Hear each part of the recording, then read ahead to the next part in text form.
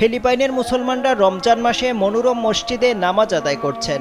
সোমবার ধারণ করা এক ড্রোন ফুটেজে এমন চমৎকার দৃশ্য ধরা পড়েছে। ফুটেজে দেখা যায় জাম্বুয়াঙ্গার আল ইসলামিয়া মসজিদ, যেটি স্থানীয়ভাবে রংধনু মসজিদ হিসেবে পরিচিত। সুন্দর এই মসজিদে নামাজ আদায় করছেন মুসল্লিরা। একই ফুটেজে কোটাবাটু সিটির সুলতান হাজি হাসান বলকিয়া মসজিদ এবং মাগু ইন্দানাওয়ের ডিমাইকুম্বা গোলাপি মসজিদও দেখা গেছে।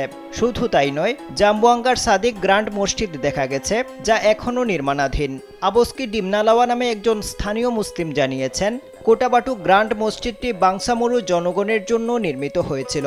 এটি দেখানোর জন্য তৈরি করা হয়েছিল যে কোটাবাটু সিটিতে মুসলমানদের একটি বড় মসজিদ রয়েছে।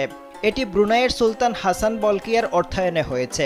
যমুনা ইলেকট্রনিক্স ঈদে ডাবল খুশি অফার সিজন 3, যে কোনো পণ্য কিনলেই পাচ্ছেন নিশ্চিত ঈদ উপহার। রমজানের ব্যাখ্যা দিতে গিয়ে ডিমনালাওয়া বলেন, মুসলমানরা সুন্দরভাবে রোজা রাখতে পারেন, নামাজ আদায় করতে পারেন।